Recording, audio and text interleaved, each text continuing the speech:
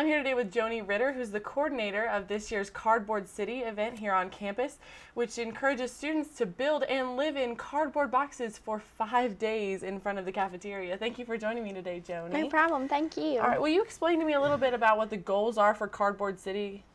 Cardboard City is a 5-day kind of camp out, but not really, to encourage students to have awareness about issues involving poverty and homelessness.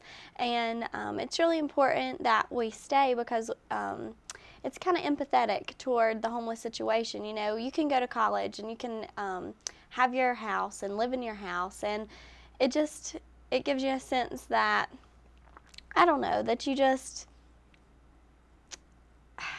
that you are granted with this and that you have this for a reason.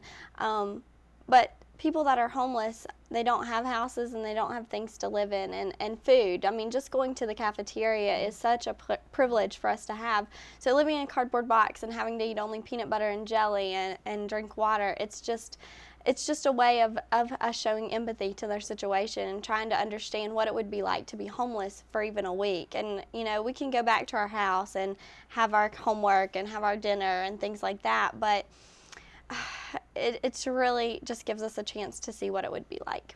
All right, well, we actually have some pictures from previous Cardboard Cities to see what's going on. Could you explain what's happening in some of these photos? Sure. In this photo, that's Garland Gardner with 2 kids from Afternoon Academy, which is now turned into Highlands Project, and they're helping to build the cardboard houses, I guess you could say, that people are going to live in for the next week.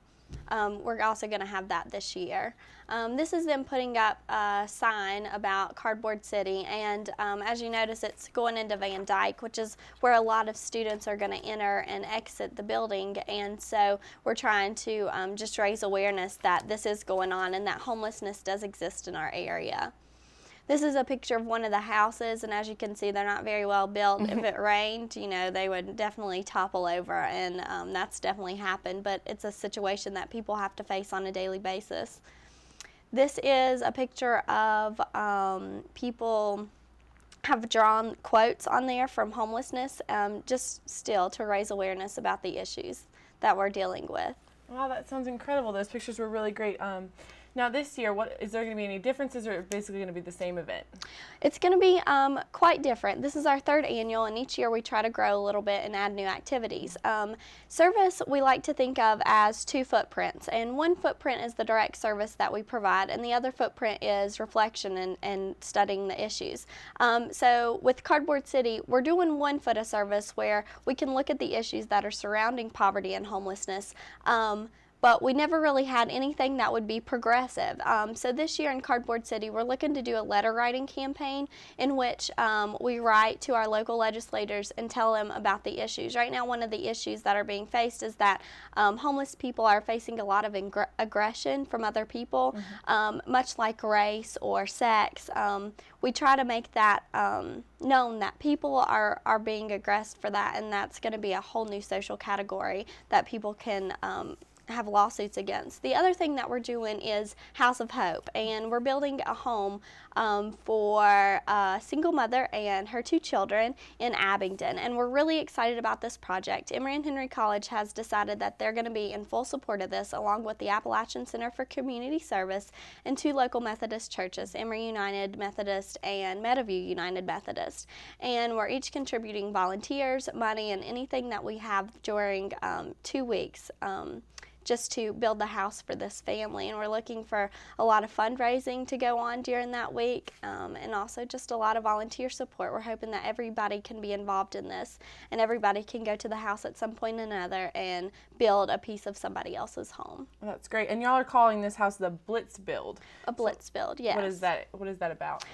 We call it a Blitz Build because it's going to be a house that's built from foundation to finish in 2 weeks. And when you're talking about volunteers that have no idea what they're doing for the most part, it's quite a challenge to build a house in 2 weeks. We're also bringing in skilled laborers like I guess plumbers and drywallers and painters even to help us. So we're also going to need babysitters to sit their kids so that volunteers aren't put out for that week and that they're just volunteering their services. That's great. How did you get involved in these projects? what got you involved in these things? Well, I was really passionate about Hurricane Katrina, and so when Hurricane Katrina hit, a lot of people were left homeless, and that really just, I remember when that happened and watching it on TV, and it just really, it hurt my heart to see that the reaction of America wasn't what it needed to be.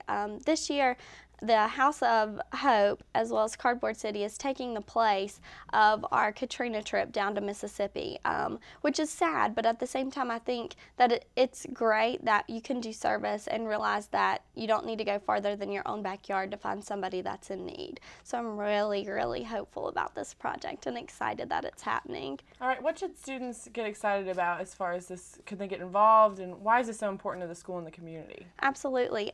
In the Central Appalachia area, last year it was cited that over 100,000 families, not individuals, we're talking families of 2 or more people, had inadequate housing. And not only that, but a lot of times we don't see these homeless issues.